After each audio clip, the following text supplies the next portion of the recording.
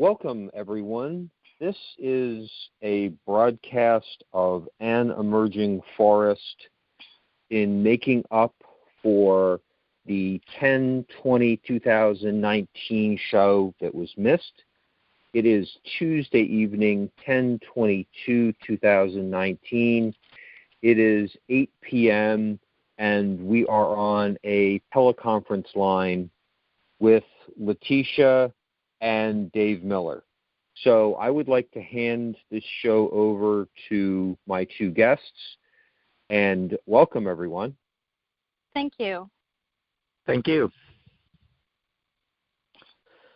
So I would like to thank you, Leticia, for taking the time to talk about an event that's going to be coming up November 2nd. It is something that is recognized culturally, not just in Mexico, but I think we'll concentrate mostly on what it means to you growing up in Mexico. And I would like to first give some quick background on how you and I came to know one another. A mutual friend of ours had passed about 5.5 years ago, and we were at a drum circle in Pennsylvania to honor her. And you were there with a friend, Debbie Grohl, and at that time, each of you were part of another singing group, One Voice, One Prayer, and you both came with frame drums, and at a break during the drumming, you asked if you could share a song that you both knew and were working on. Mm-hmm. And everyone that was there was very, very impressed, first of all, by your combined voices and just the style.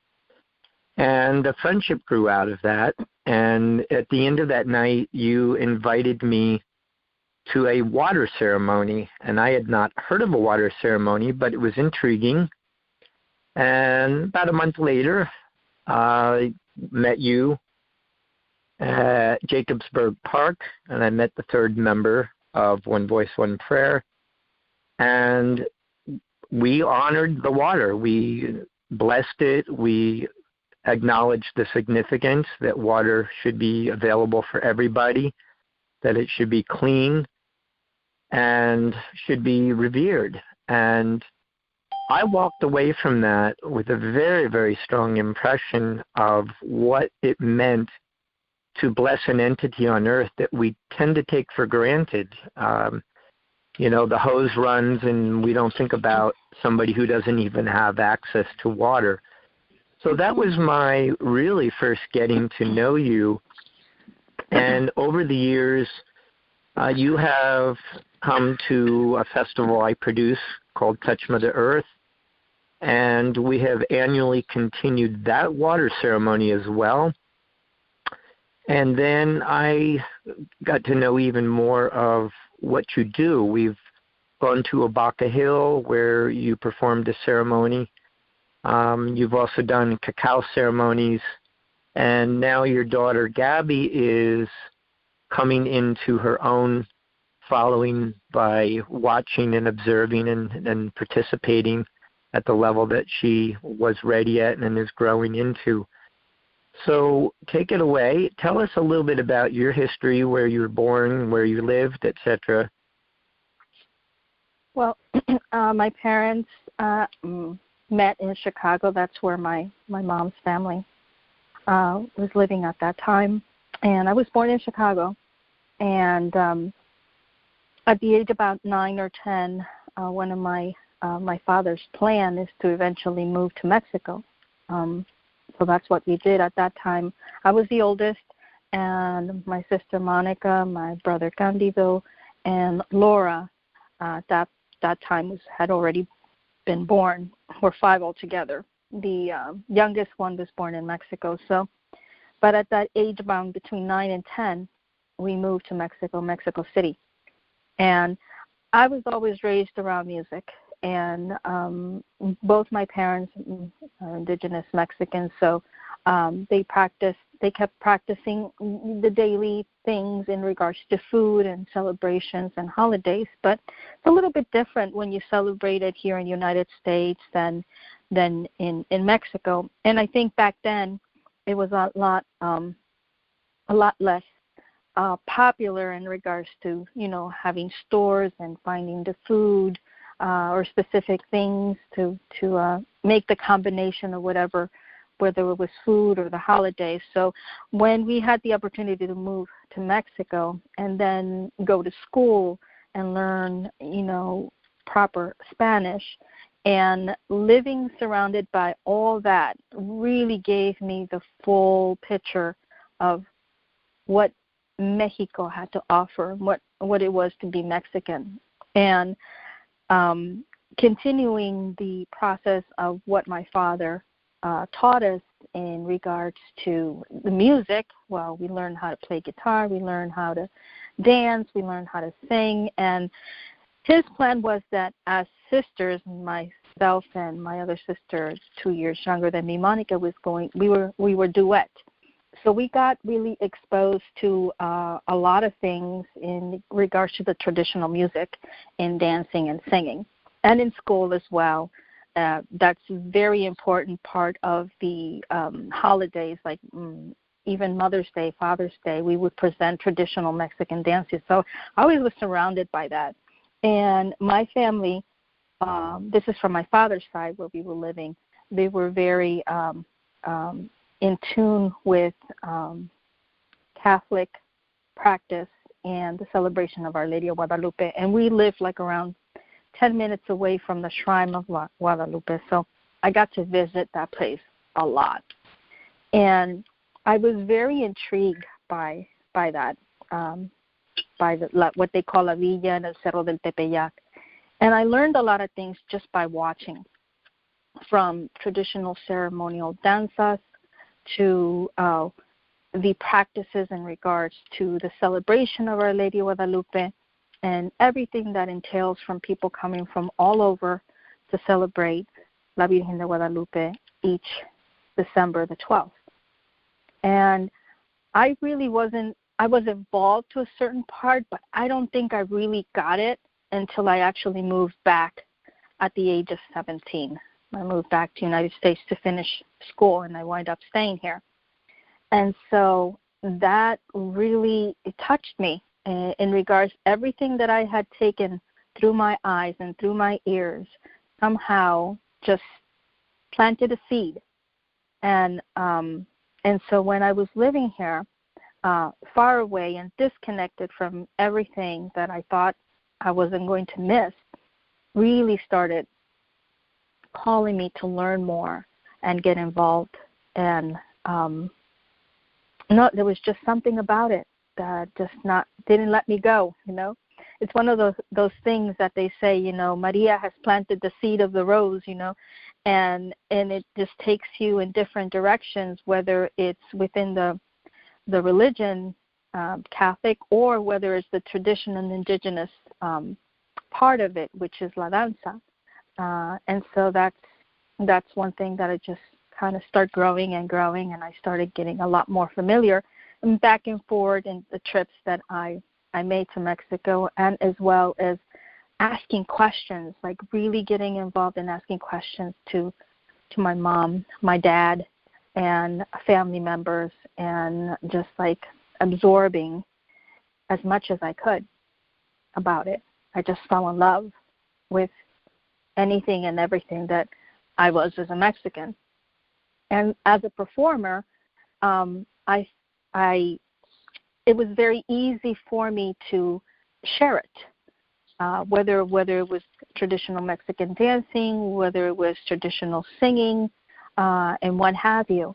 And so in the past 20 years, I've been involved in the celebration of Our Lady of Guadalupe here in Bethlehem, and they do a Mass every second Sunday of December. This year is going to be Sunday the 8th, and it starts at 8 o'clock with the Rosary through the mini-series of the drama of the apparition of Our Lady of Guadalupe, to the traditional mañanitas, and then we have the Mass, and then after that we have a social gathering that all the community is welcome. Now, everything that happens at the church is in Spanish, but everybody's welcome, and it's felt welcome because we have different groups within the church that come just to be present to the event. And so throughout the years, I've been able to get a lot more familiar and comfortable sharing and teaching, because I'm involved with teaching the children about the history of our culture, and it's about what we do in the celebration of the Lady of Guadalupe and so forth. So I've been very blessed to have been able to have the opportunity to grow in that community. And so Dia de los Muertos is a holiday that we celebrate, every year, and it's an important holiday, and it's really something that you do with your family, and you start early in the month of October as you start clearing the area where you're going to be doing your altar, or if for some families it could be a clearing of a whole room, only left whatever they need in regards to the table or tables that are going to be used in the altar, and chairs to be able to spend time with your muertitos, with your loved ones that have passed, as you start building the altar. And the final days, getting closer to Dia de los Muertos, you start adding the food freshly made for your muertitos. So there's so much that goes into preparing for El Dia de los Muertos. And in some areas in Mexico, it's a whole, 2-day, 3-day celebration, because it's actually from the night of the 31st in through the 1st, the 2nd of the month of November that is celebrated, because it's the day of Los Angelitos is November 1st, and that is dedicated for the children that have passed, your loved ones. And then November the 2nd is Dia de los Difuntos, the Dia de los Muertos, through the whole day until the 3rd, midnight, and so forth. So it's a fun family event that a lot is being put into the preparation of the celebration of Dia de los Muertos. And why are those particular days significant? Well, in other words, why is it on the 31st through the 2nd as opposed to a different time of the year? Well, when I say the 31st is through the, as we start in the midnight time that goes into the 1st. For instance, like in small towns, they start preparing in their homes, and as it gets midnight through the 31st, they walk with candles to the cemetery to be able to put flowers, candles in the cemetery where their loved ones are buried, and they will spend the whole night just celebrating. And you see it, everybody has their family, and they're gathered, and everybody, I don't want to use the word picnic, but that's what it looks like after they start, they finish cleaning, they bring food, they share, there's music, and it's just a celebration. And it's a very respectful one. So it's not like it's like a party, but yet they're very respectful in regards to everybody celebrating their loved ones that have passed, even though there's so many things going on. And so we start celebrating, which is Nuestros Angelitos, which are the children, and that's the 1st, and it goes into the 2nd, it's the Dia de los Muertos. And like I said, this starts like the beginning of the month with the celebration of cleaning up and preparing the altar. So it's not something like you do before you do your altar. Usually it takes time, and you bring things and you start setting up you're adding things as it gets closer to the day. And it is a holiday that actually in the beginning with the Aztecas used to actually celebrate at the beginning of the harvest. So it wasn't actually in those particular dates that were celebrated. And it was a full month celebration as the harvest. We were ending all the food gathering and so forth, and cleaning up and so forth. So that was a full month celebration, and there's different things that it involved, the ceremony part of it. But through the years, and when Spain came and ruled Mexico, and it changed everything because of the religion and so forth, a lot of things were shifted. And so some of the things that we still celebrate, because the Dia de los Muertos, they really don't celebrate it as Dia de los Muertos in the church. They celebrate it as All Saints Day, right? But because it's a very, very specific and important holiday to us, the Mexicas Aztecas, it was introduced and it was mixed between Dia de los Muertos ceremony and All Saints Day. Leticia? Yes, go ahead. Yeah. Leticia, it's Cheryl Glover. Yes. I have a question. How are you? Fine, thank you. Good. I have a question. Are they celebrating the actual deaths of their ancestors, or are they just celebrating the harvest? No, what I was saying in regards to Dia de los Muertos, it originally started at the time of the harvest. So it wasn't that we were celebrating the harvest, but because of the food that was gathered, it was part of the ceremony of Dia de los Muertos. And they celebrated their ancestors, their loved ones, and so forth. So the thing about it is that if we go back into learning about how the Azteca celebrated Dia de los Muertos, it's a very ceremonial gathering, and there were certain things that they would honor. For instance, the elements, which we now bring into the altar, the elements of the fire with the incense, the element of earth with the salt, the element of the water with a glass of water, and the element of wind. And how we represented the wind is between the incense and also the paper mache that is used to decorate, the colorful that is made with this very thin paper, made into different art or Mexican arts that is put in front of the altar and all around where you have your altar or throughout the house. And so those are the elements that you bring into the celebration of the ceremony, and it's still something that we bring into when we put together our altar. That's so important to honor the dead in such a positive way, where the community's all together and, there's ritual and everybody's all together. And we often forget to do that, in the United States. So that's a very beautiful thing that they're doing, and I'm so glad you're bringing it to us. Thank you. I'm very honored to be able to have a space where I can share this, and Dave has created such a wonderful support community that as we bring who we are, where we come from, and is very open to be able to share and learn from it. And I think that's what makes us one, when we actually bring all these elements of who we are in regards to our ancestors, because our ancestors they live through us and how we live our lives.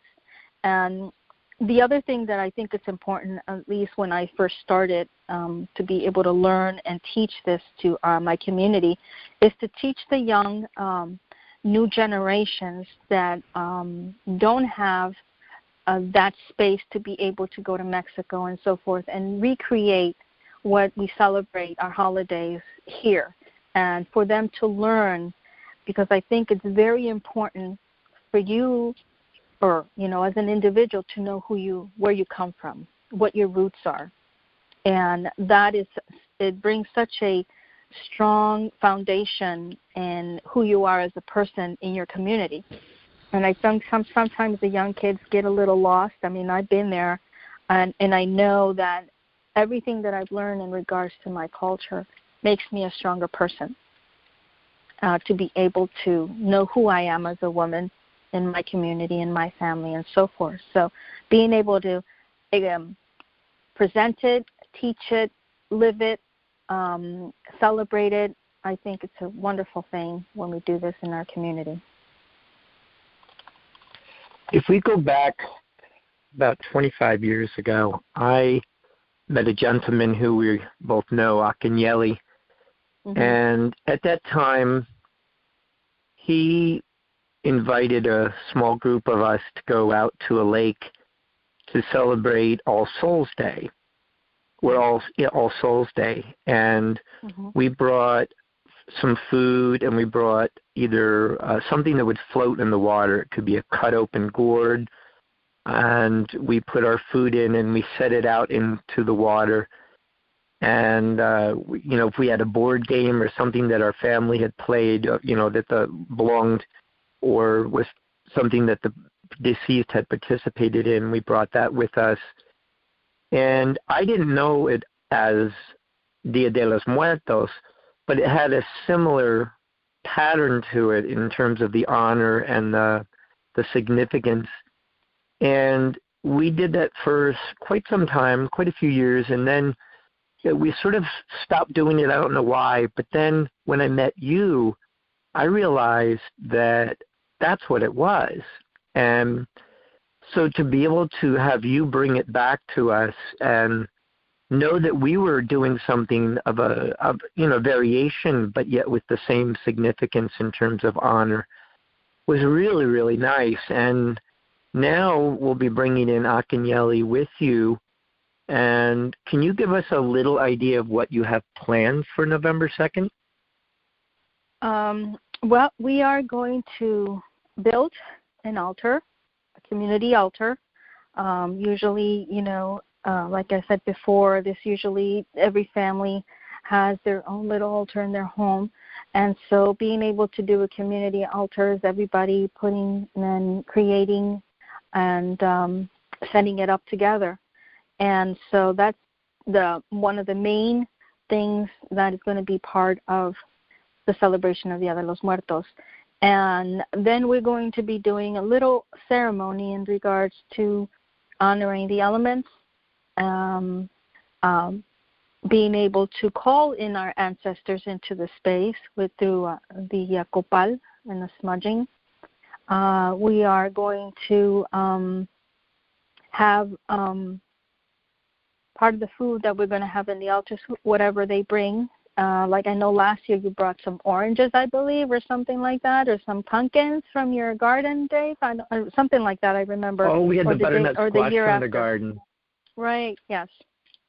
And I'm going to have pan de muerto as part of the altar to be able to have food for our muertitos. And we're going to be talking and explaining briefly the how we put in our altar. I usually stick to 3 or 4 levels of part of the altar, and they look like steps.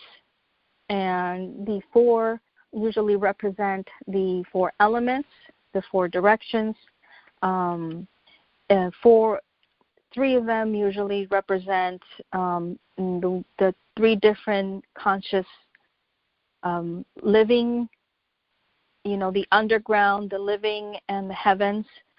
It can go up to as many as 14 or 7. Wow. Because there's 7 is usually related to the energy tunnels, which we know as chakra points, which is interesting that we have that in our culture, but we call them tunnels because they're tunnels.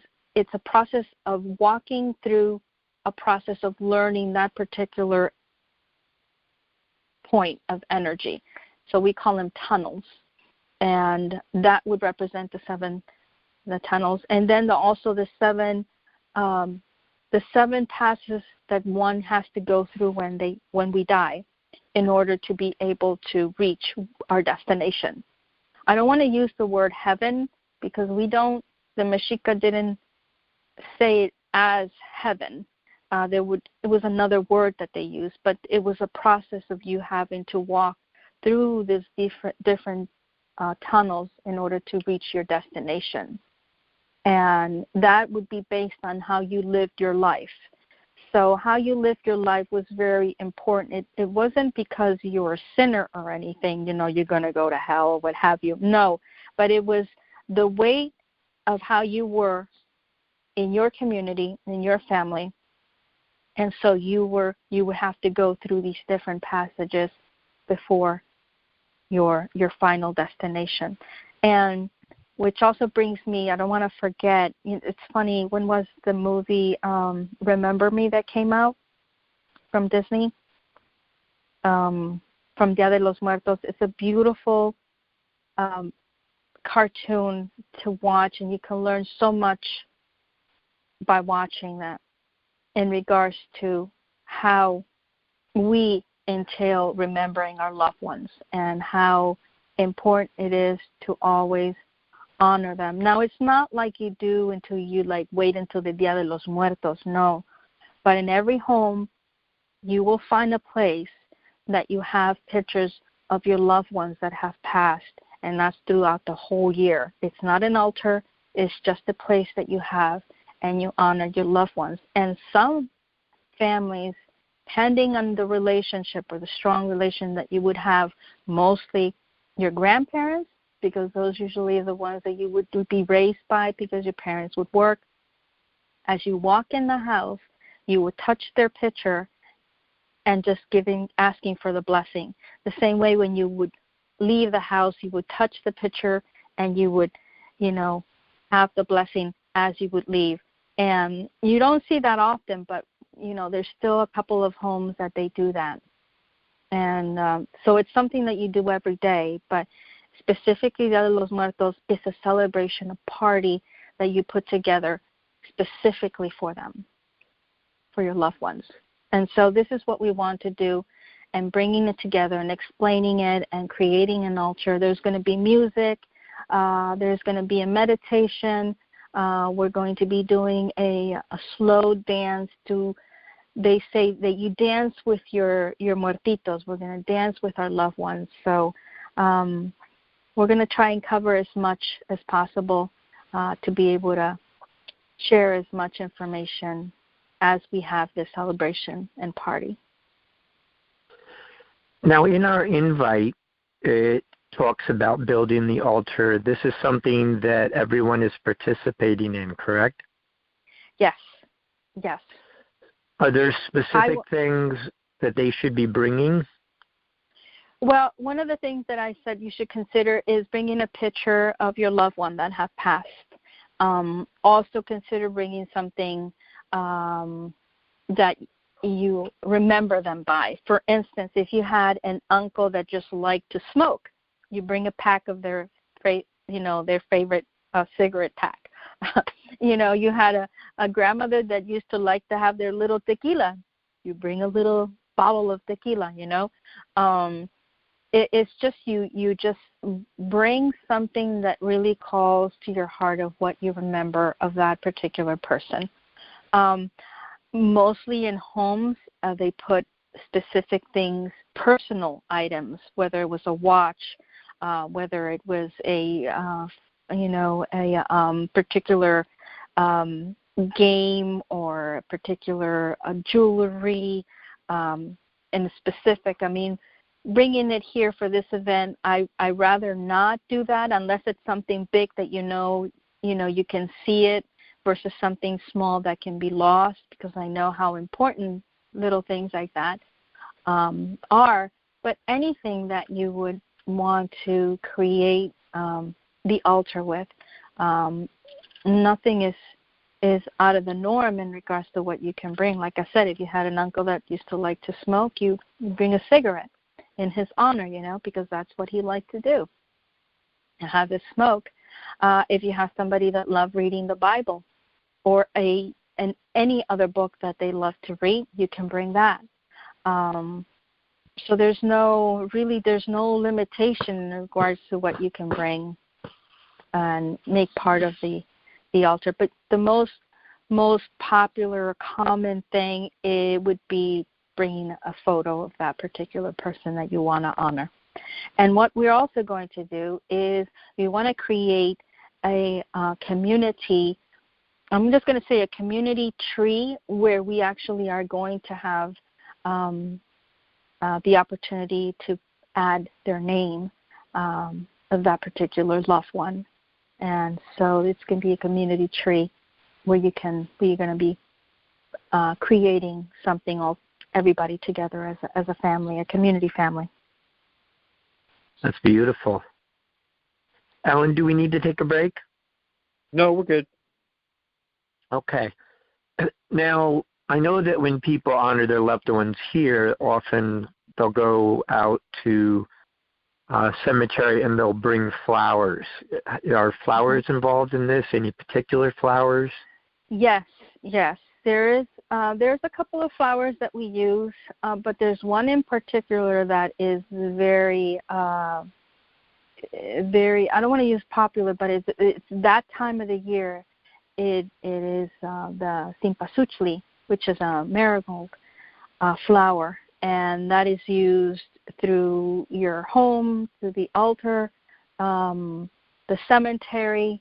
It is a flower they call Dia de los Muertos flower, which is a cempasúchil. It's the word and Nahuatl. But there's a legend to that particular flower, and it has to do with the Azteca. There was a beautiful Azteca young woman that was in love with a warrior, and they were going to be married, and so as they were getting ready for their preparations of the wedding, he was called to go for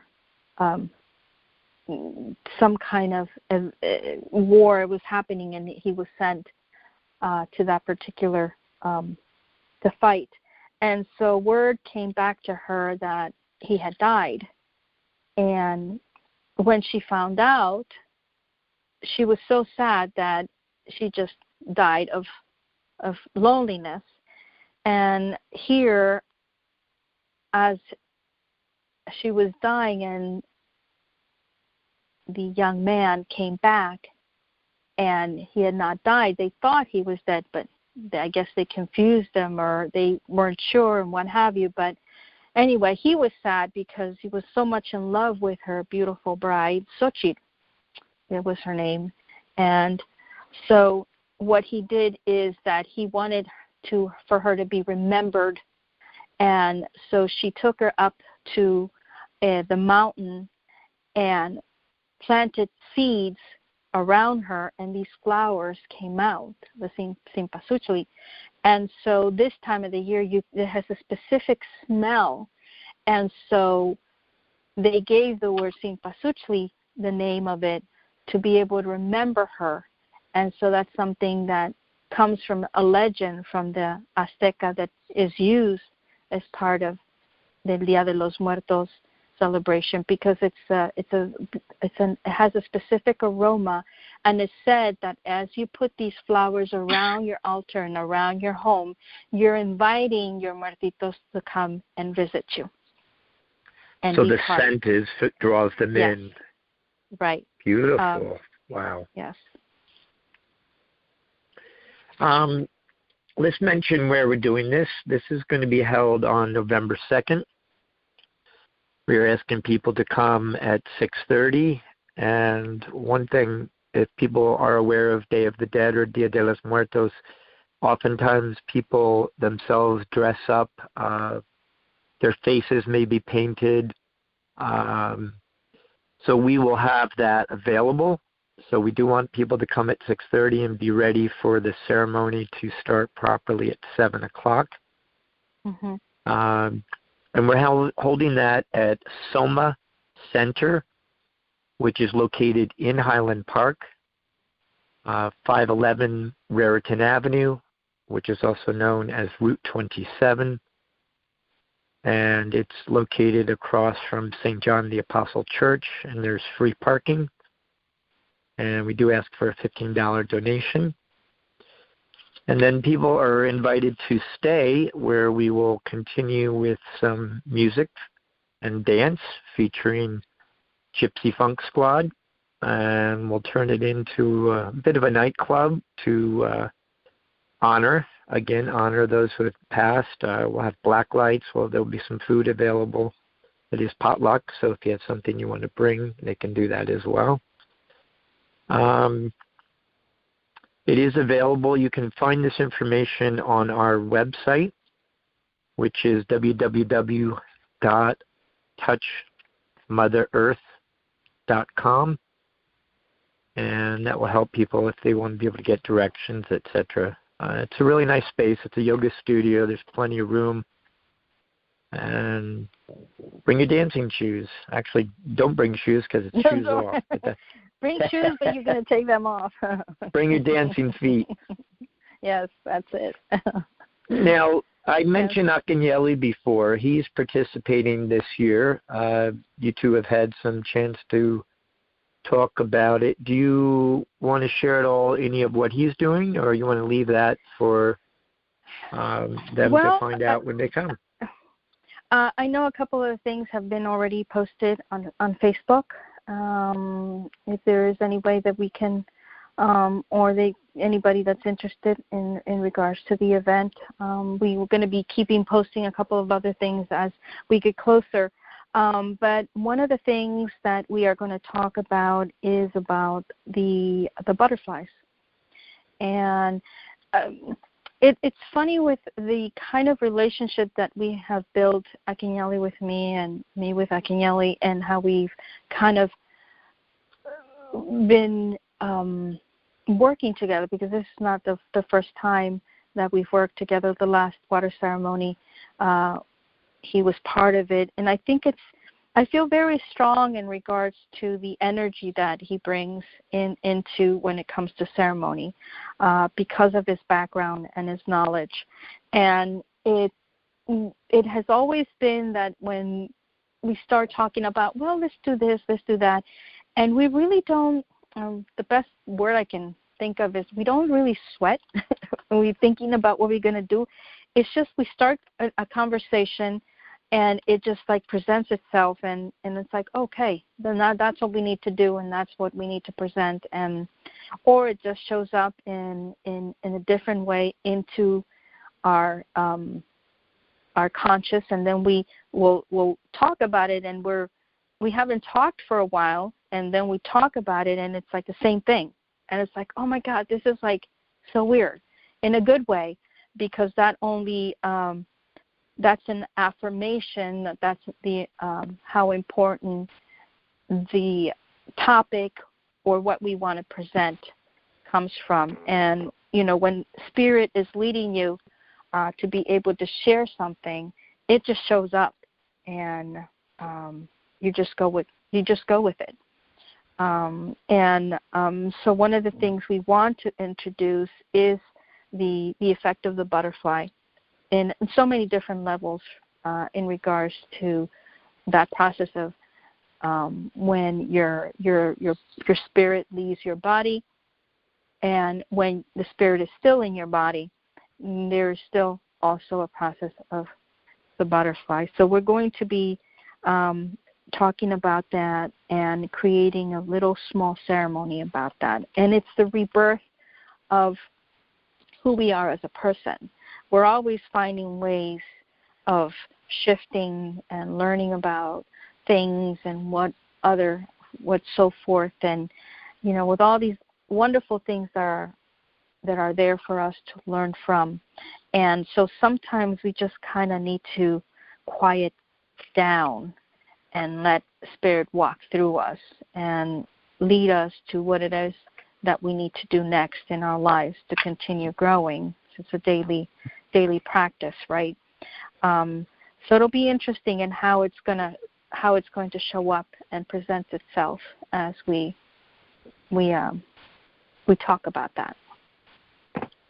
We'll let it just happen. Now, you mentioned butterflies. There's obviously a lot of concern right now because butterflies need protection. They're probably one of the most endangered insects that we know of, and their benefit to pollinating, and they're such beautiful creatures. And I know that the monarchs arrive in Mexico, but I don't remember when they do their long migration. Do you know offhand?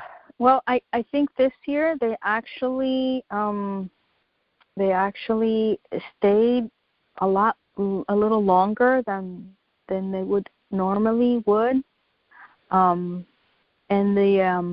Because I remember visiting a place in Mexico, and we were talking about that, and they said, oh, yeah, that just passed. And that was they told me it was in September. And there's certain areas that they go to. San Luis Potosí is one of them. And then they go into a very a larger area, which is in Michoacán.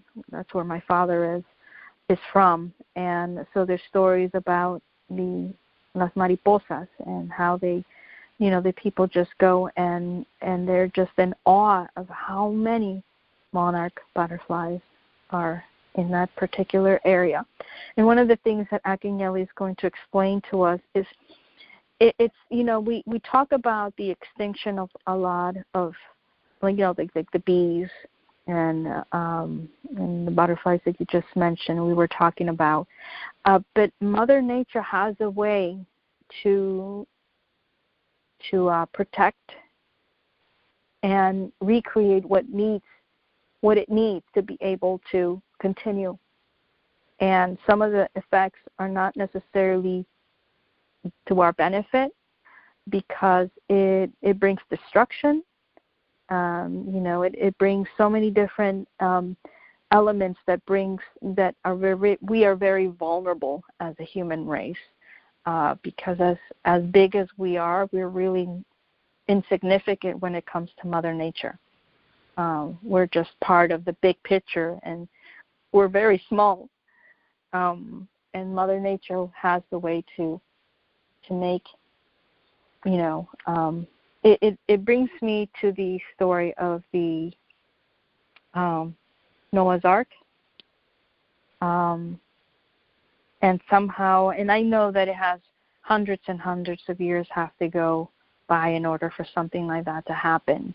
But that's how Mother Nature will roll when it comes to her deciding what she needs to do in order to. So she's very tolerant, and she's taken a lot from us, but I think it's at one point things are shifting and things are starting to happen in order to the existence of all these different things that need to happen in order for Mother Nature to be Mother Nature, Pachamama. And so in regards to the butterflies, I know that the season, it was quite interesting. A lot of people were seeing a lot more butterflies in certain places that they would not. So that's something that Akinyele is going to share with us. You mentioned the metamorphosis property that they go through the stages, and I'm very looking forward to I know Akinyele's been doing additional research beyond what he already knew, but there is a lot of callings going in that direction. Mm-hmm. Alan, do we have anyone else on the line? No. Okay. In case anybody else wanted to call. Could we go back a little bit to some of your childhood? You mentioned that your father brought music to the house. About how old were you when you first learned to play guitar? I'm going to say around 6, because at the age of 4, my parents sent me and my sister to live in Mexico, and we're 2 years difference. I was 4, she was 2, and we lived in Mexico City with our grandmother from my father's side. And so when we came back, my father always played the guitar. As long as I can remember, there was always a guitar in the house. Till this day, he plays the guitar every day. And so wow. I just love to watch him and my uncle back. He has passed away already, but they would play the guitar. My father would play the guitar, and my uncle would play the violin, and he would play the music of from their Los Huapangos, from their state of Michoacán. And I loved it. So I said, Dad, I want to learn how to play. And so I remember he taught me, just because the guitar was much bigger than I could handle with my fingers. So I remember this one key that I learned, and my dad says, just keep on playing, keep on playing. And it was a lot of fun. And eventually he did get a guitar that I fell in love with, and I loved playing it all the time. And then when I came to live here, I missed not playing the guitar with him every day, at least every other day, because, get to that you get to that age that's like, I want to go with my friends and stuff like that. But eventually that guitar made it back to me, because in one of the trips that my father made here, he brought it with him, because everywhere he goes, he takes a guitar, and he eventually says, we're somewhere with friends, hey, why don't you get the guitar out? Let's play and let's sing. And anywhere that we would go, the guitar would go. And so in one of his trips here, he brought the guitar, and, he let me play it. I had a guitar, but it wasn't, it was one of a simple guitar, and we were playing, and then when it came time for him to go back, he says, Dad, I told him, Dad, you what are you going to do? You're forgetting your guitar. And he says, no, that guitar made its final trip, and it's going to stay here with you. And so how that's endearing. The guitar. Yeah, that's the guitar that I picked up after years playing and in the band with Debbie and Deva. And so it's a very special and dear to my heart. Would you like to share a little bit about the water ceremony? Sure. Well, it first started because it was something that was being done all over. Different countries were getting involved in creating one day that we would celebrate the ceremony of the water. And so we wanted to connect to that energy as a whole, human race. And that's how, we started it. And I believe if it wasn't on that day, it was close to that day. And so it started with Deva, Debbie, and myself. And it just, every year, it started kind of growing. The last time that we had the water ceremony, Deva was traveling, and she was able to come at the last minute into the area and so forth. But by that time, we wanted to continue the celebration of the water ceremony, because it's an important element as a human race, and to be conscious about the importance of water itself. So we are hoping to be able to do that again in next spring, and invite the community and keep sharing and keep making the awareness of the importance of water, but also incorporating our children and incorporating our elders. And those two opposites are very important in every single ceremony that you can think of, because one of the things that the Azteca, and this has been presented that I just recently learned, and this is through somebody that their grandfather taught their grandchildren and so forth from generation and generation, and it has to do with the calendar. And one of the things that they says about the Azteca calendar is it's not really necessarily only a calendar, but it actually structures it and it divides it in fours. And in those fours is a cycle that one as human has in regards to being born, living your life up to a certain age, having a family yourself, to the point where you come into age that you are an elder, and the importance of an elder teaching the young ones, the young children, to continue the traditions and the stories that are passed on from generation to generation.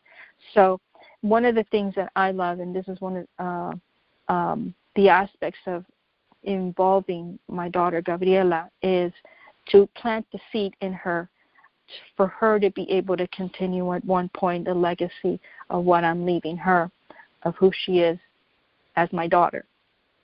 And being able to integrate the children with the elders is very important I believe in every culture, and I think that it's very important talking about our grandparents, right? So the water ceremony is actually the transition of life to death, and the process of what we become when we die, and that is also bringing into the ceremony of the water ceremony. Now, about 3 years ago, you had a potentially life-changing moment. You seriously cut your hand and were worried whether you were ever going to play guitar again. Yes. And we were coming up to doing the water ceremony. Mm-hmm. And at that event, something very magical happened. First, your daughter was there. And second, you received a connection to the statue of Guadalupe that you grew up around. And you knew that it was your time, as you just mentioned, to pass on the lore, the heritage, and all that went with it to your daughter. And because you weren't able to participate quite the same way, she took on some of the role, some of the duties involved. And I think everybody at that event, I don't think we were all crying. It was just so beautiful to see her gracefully honoring and taking on from her observation, at an early age. She was born into it, essentially. And, of course, she's had time to connect with her grandparents and see it. And just that day, just seeing that you moved forward, I know you were in pain, but you pushed forward with it. And one of the things that you really have as a beautiful talent is that you dance, and you dance in costume, and you honor the Azteca, you honor your heritage very deeply. And to see her take it on so willingly was just beautiful for everybody there. How was she doing? Go ahead. Oh, she. I'm sorry, I didn't catch your question. Well, take us back to that ceremony. How did it go for you? How did you feel? Because there was something, you were being provoked internally. You were being called. I don't remember exactly. I think it was just a couple of weeks after, or 2 weeks after I had my surgery. And the recovery, when the doctor was, said I didn't have a cast, but I had to have something on to keep my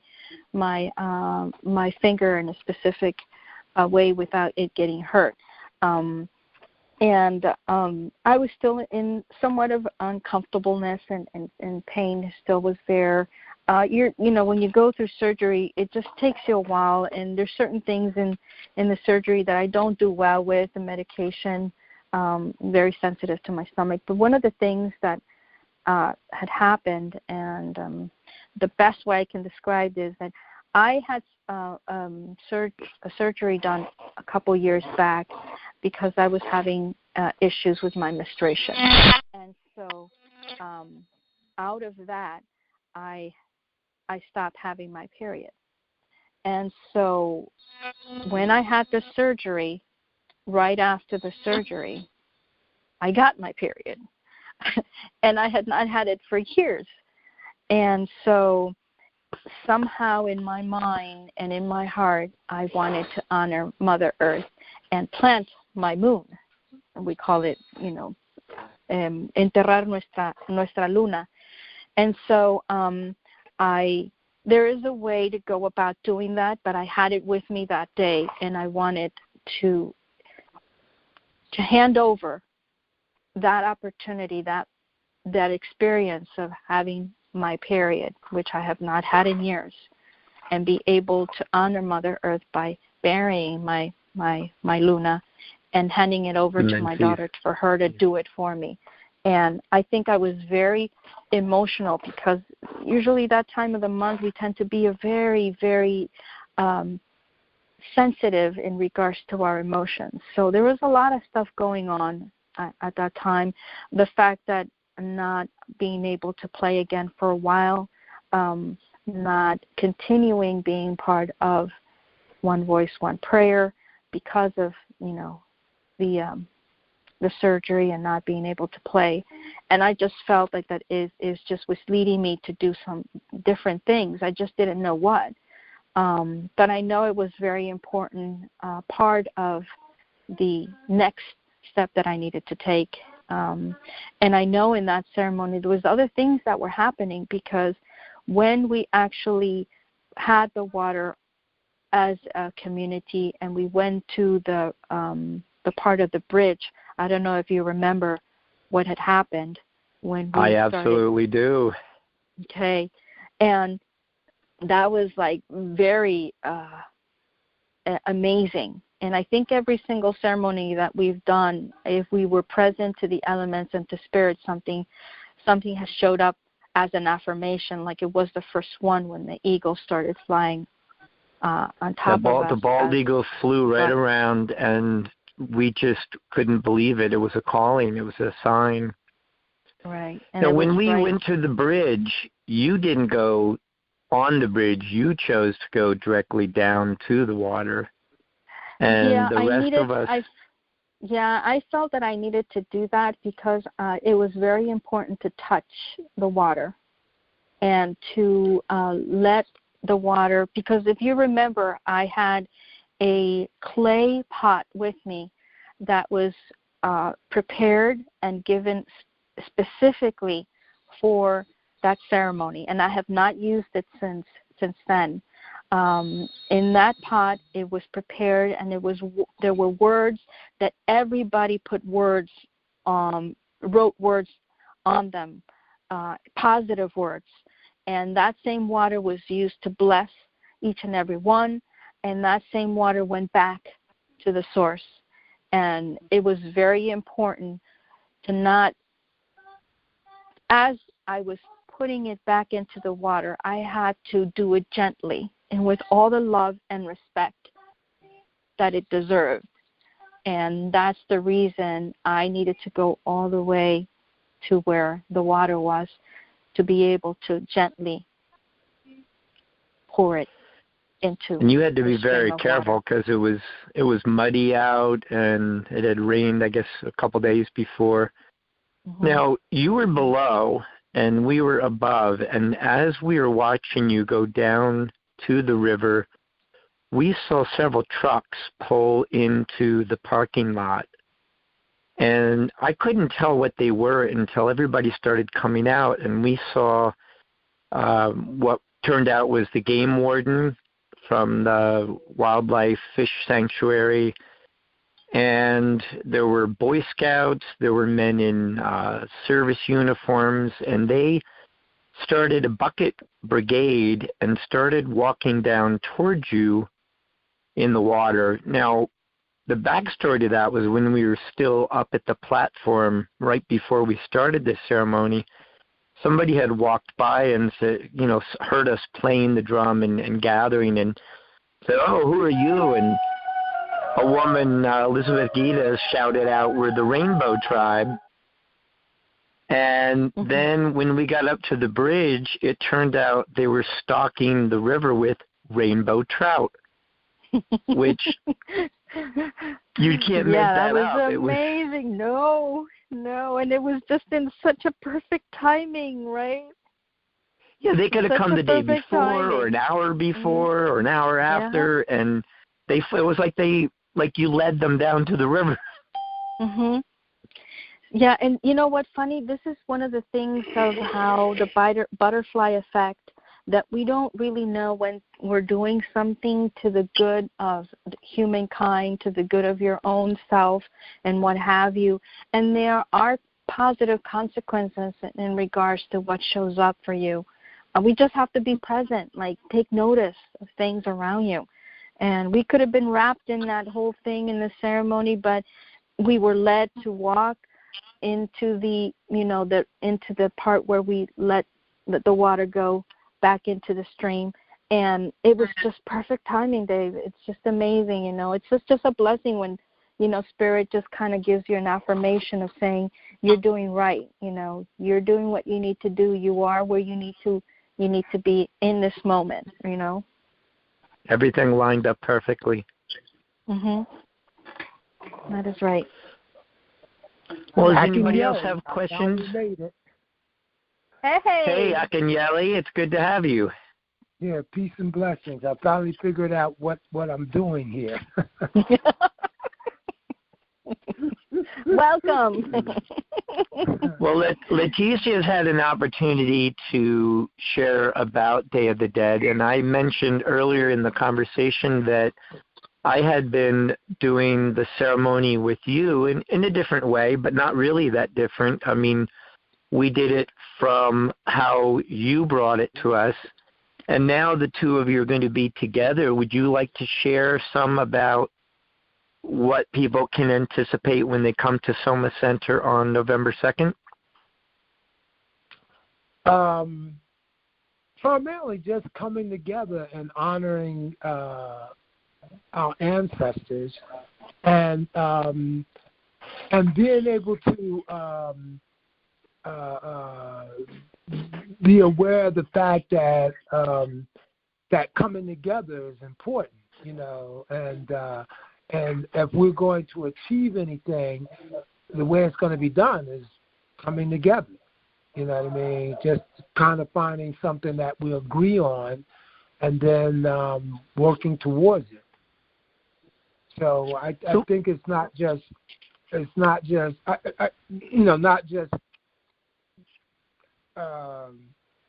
just coming together, but coming together and moving in a direction that we can get support both in the visible and the invisible world. Mm-hmm. And what you're also saying is it's not an observation with a presenter and presentation. The audience is not there. There's no line real drawn. The audience is part of it. If they weren't there, it wouldn't have the same aspect. Mm-hmm. Yeah, I'm sorry. Well, for example, I know in the past, Leticia handed out a special cloth where we wrote the names of those who had parted, and we then hung those on the branches of the tree that we created. Also building the altar together as a team. Everybody has a role to play in it. Mm-hmm. Yeah, again, it's a coming together, and the more we come together, we can create more of what we're looking to expect. You know, a lot of times we think to make change that we have to force something, and we don't. Okay, all we need to do is agree. Just go in the same direction, and then what happens is that we get the support. When you get enough people moving in the direction, your ancestors are going to be there. Okay, and then from that point on, we wind up creating change without it having to be forced or, I think we watch a lot of movies, so we feel that to be able to create something, it has to be violent or it has to be forced upon us when it doesn't. All we need to do is just think in the same direction. It's like attracting the stuff that you really want or that you really need. And when you work on it long and hard enough, it eventually comes into fruition. Hmm. So it's the same thing. It's just being able to come together and agree on the same thing. Mm-hmm. Now, you've been doing some research about the butterfly. Is there anything you'd like to share? Yeah, first of all, there's one of the things that I'm going to briefly go over is how air.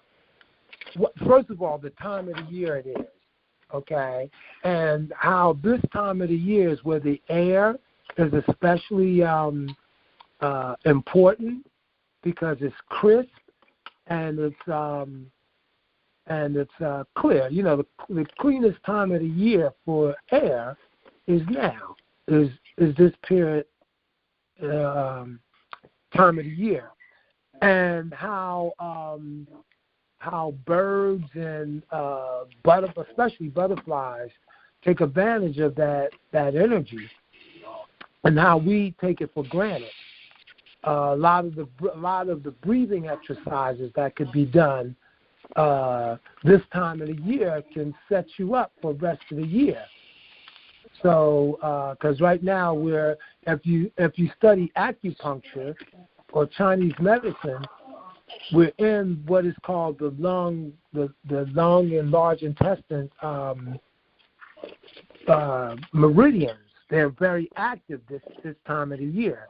So, all the memory that we have, that we call it gut memory, okay, can be transferred and changed by doing certain breathing exercises. Same thing with coming together, which I think is what the butterflies who were tradition, and I think Leticia could probably explain this better than I can. Is traditionally they say is our ancestors.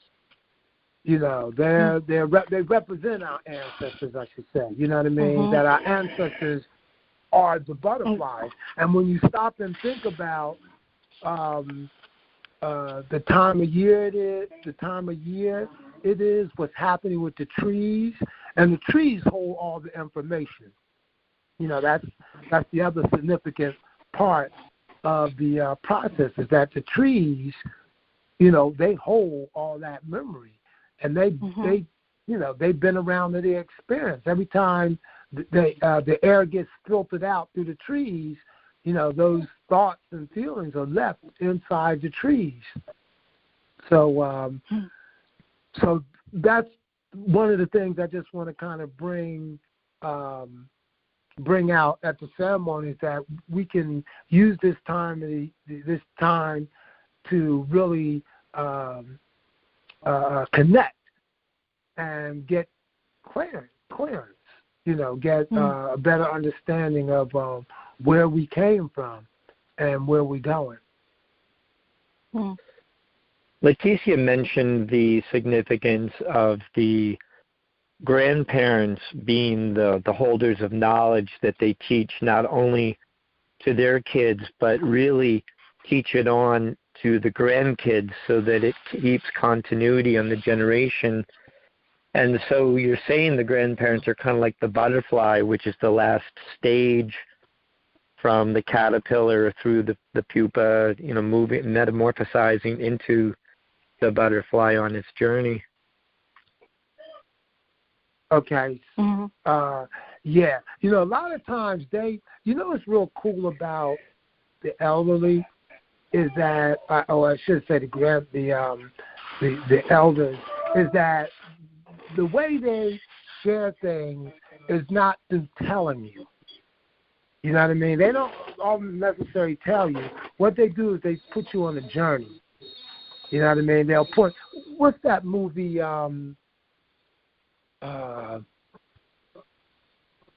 Good example that would be a movie that we keep saying that we're going to watch, and we never get around to it. Leticia mentioned Remember Me. Is it about Day of the Dead, or?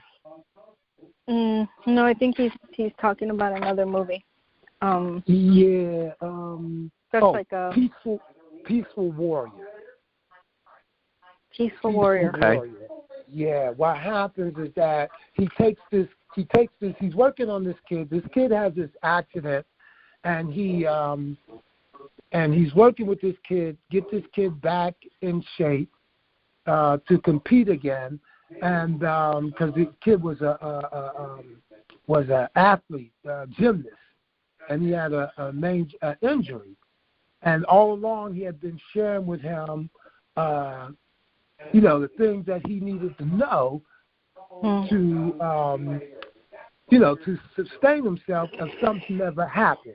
So something happened, the kid has a tremendous setback, broken bones and everything, and then he takes him on this journey.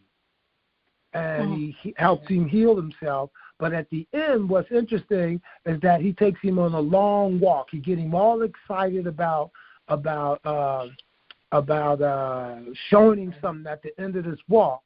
And when he gets to the end of the walk, the kid's like, okay, where is it? What's happening? And he says, okay, we're here. Here it is. And he points to a rock or something like that. And he says to him, the kid said to him, he said, you got me all excited, all worked up, to get me to this point, and now you just showed me a rock. He said, but what did you get out of it? You know what I mean? What you said all along, getting here, you was all excited. Now that you're here, okay, you missed the whole journey. So the elders have a way of being able to teach us things through experience as opposed to trying to cram information down our throats. Okay. But you have to go on the journey. Well, So imagine just by arriving, that meant that he had healed himself to be able to go on the journey to get to the destination point. Yeah, absolutely. We're gonna have to see the movie. Yeah, we definitely have to see the movie. Yeah. We love a movie night. So let's before we close out, let's give some information. Again, the event can be found on Facebook by looking up Day of the Dead Celebration with Leticia Gutievaz and Akinyele Karade. I hope I pronounced you guys both correctly. You also find it by going to the website touchmotherearth.com. And any closing comments from either of you?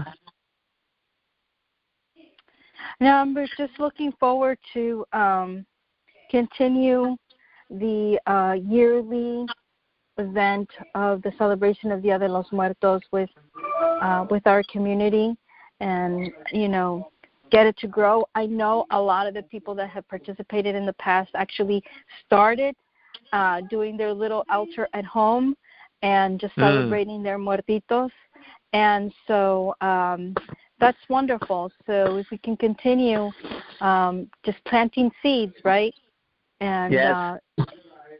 Just looking how they flourish as we go through the different stages of life and the people that we share it with, and it'll be a lot of fun. It'll be a lot of fun. I will do a pequeña danza for our muertitos, the Mexica So you'll be practice. offering us some dance, okay? Yes, and we'll be doing a little bit of everything, and most of all, just having fun and celebrating our muertitos. So, folks, more of you can find out more information on the Facebook link or also on the website. Don't forget to bring something significant that can help you remember your past, your ancestors. And I thank you both for doing this. It's something that has grown, as you said. Many of the people who have been to earlier ceremonies come back each year, which shows that we have taken it to our heart and practice. So we'll see you guys on November 2nd at Soma Center.